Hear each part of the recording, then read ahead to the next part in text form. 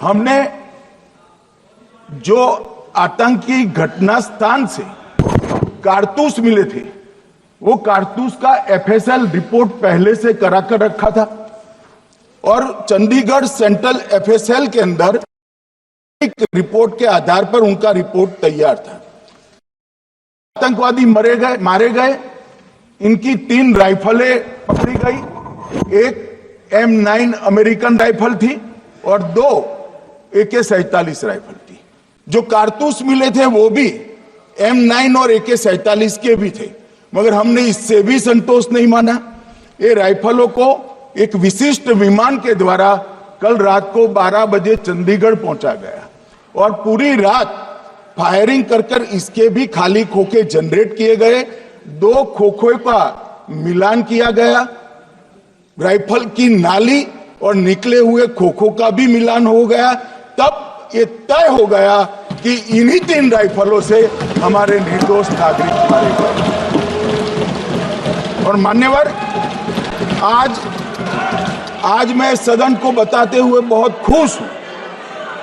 मोदी जी ने ऑपरेशन सिंदूर कर आतंकवादियों को जिन्होंने आतंकवादियों को भेजा था उनके आकाओं जमीन में मिलाने का काम किया था। सेना और सीआरपीएफ ने वो आतंकवादियों को भी समाप्त कर दिया। और मान्यवर,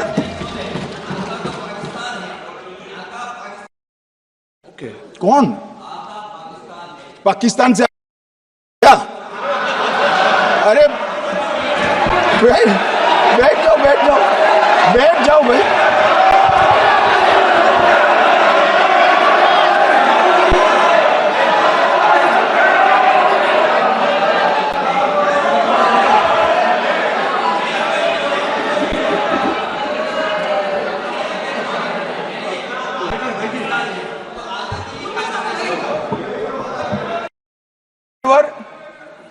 मान्यवर, मैं बताता हूं कैसे इनके आका मारे गए, वो भी नाम के साथ बताता हूं, जगह के साथ बताता हूं, घंटे, मिनट और सेकंड के साथ बताता हूं।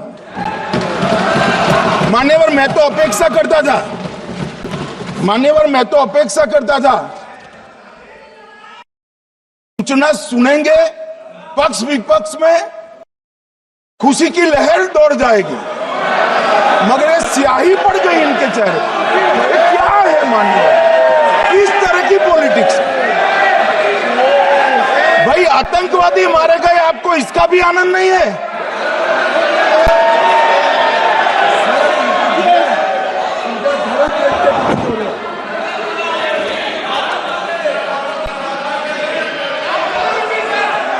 अखिलेश जी बैठ जाइए, मेरा पूरा जवाब सुनिए, आपका सब जवाब आ जाएगा।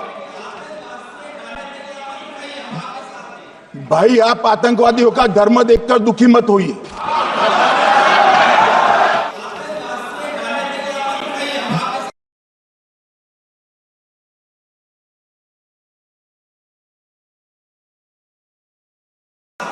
भाई, आप आतंकवादियों का धर्म देखकर दुखी मत होइए।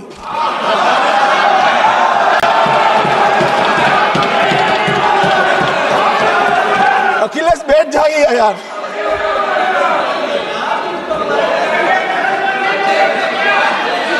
अखिलेश जी बैठ जाइए।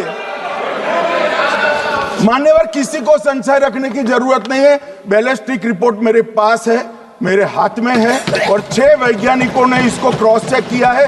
सुबह 4:46 पर फोन पर मुझे 6 ने वीडियो फोन पर कहा है कि 100% वही गोलियां हैं जो वहां चलाई। मान्यवर, ये हमारे देश की सेना, सीआरपीएफ और जम्मू कश्मीर पुलिस, ये तीनों का एक साझा बहुत बड़ा कामयाबी है, जिस पर 140 करोड़ को नाज होना चाहिए, देश की जनता को नाज। मान्यवर, मैं तो गया था वहां पर जब ये घटना हुई। दूसरे दिन इनके परिजनों को मिला था। 6 दिन की शादी वाली बच्ची विधवा होकर मेरे सामने खड़ी थी। आज तक मैं वो दृश्य नहीं भूल सकता। मगर आज सारे परिजनों को मैं कहना चाहता हूं कि मोदी जी ने ऑपरेशन सिंदूर से भेजने वालों को भी मारा और हमारे सुरक्षा बलों ने जिनको भेजा था उनको भी मारा और एक ऐसा सबक सिखाया है कि आने वाले कई दिनों तक कोई ऐसी हिम्मत नहीं कर पाएगा। मान्यवर, मैं थोड़ा एनआईए की जांच के बारे में भी बताना चाहूंगा।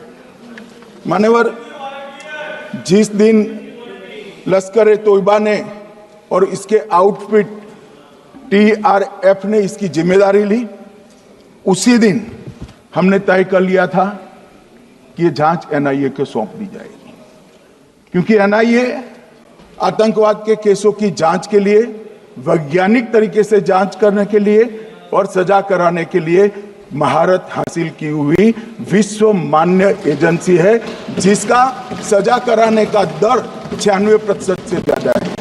मान्यवर, हमने तुरंत ही इसकी जांच एनआईए को दे दी। हमने पूरी व्यवस्था की। सेना, बीएसएफ, सीआरपीएफ और जम्मू कश्मीर पुलिस ने कि लोग देश छोड़कर भाग न जाए और मान्यवर, इसकी जांच की शुरुआत हुई। एक थकाने वाली बहुत लंबी जांच हुई है। जांच के दौरान मृतक के परिजन जो साथ में थे उनको सभी को चर्चा किए गया। पर्यटकों, खच्चर वालों, पोनी वालों, फोटोग्राफर,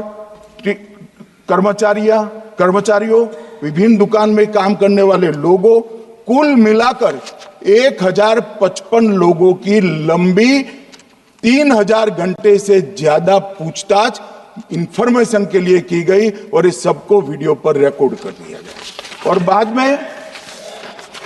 बाद में इसके आधार पर स्केच बनाया गया और ढूंढते 22/6/25 को एक बशीर की पहचान की गई और परवेज की पहचान की गई, जिन्होंने आतंकवादी घटना के अगले दिन आतंकवादियों को शरण दी थी। उनको अपने ढोक में रखा था। वो दोनों को गिरफ्तार कर लिया गया। अब वो हमारी कस्टडी में है। दोनों गिरफ्तार अपराधियों ने खुलासा किया कि 21/4/25 की रात को 8 बजे 3 आतंकवादी बेसरन से लगभग 2 किलोमीटर दूर स्थित परवेज ढोक में आए थे। आतंकवादियों के पास AK-47 और M9 कार्बाइन थी। जो 2 आतंकवादियों ने काली पोशाक पहनी थी और एक ने छद्म वेश किया था। खाना खाया, चाय पी और ढोक से निकलते वक्त कुछ खाना, नमक, मिर्च और मसाले लेकर वो चले गए।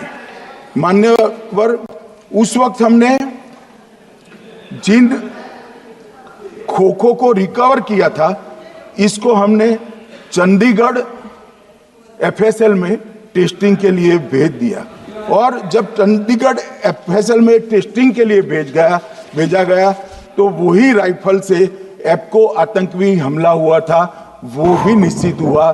तो आज इसके साथ साथ दूसरे एप्को आतंकी हत्या को अंजाम देने वाले आतंकियों का भी इसके साथ ही समाप्ति हुई है, उनको मार दिया गया है। मान्यवर, और इसके बाद में स्केच बनाया गया। गिरफ्तार किए गए दोनों आरोपियों की माता जो थी, उन्होंने ये तीनों आतंकियों के मृतदेहों को पहचान लिया है। दोनों आतंकवादी घटना में साथ लेने वाले उनके साथियों ने भी पहचान लिया है और अब उसकी FSL की पुष्टि भी आज सुबह 4 बजे हो गई थी। अब मैं जांच का पूरा ब्यौरा बताना चाहता हूं। मान्यवर, ये हमले में 3 पाकिस्तानी आतंकवादी थे। हमले में 2 AK-47 और 1 M9 कार्बाइन का प्रयोग किया गया था और अब जो पकड़े गए हैं, इसके सुलेमान के कारण एप्को का मामला भी आज रिजॉल्व हो रहा है और आतंकवादियों को पनाह देने वाले 2 स्थानीय लोगों को भी इस केस में पकड़ लिया गया।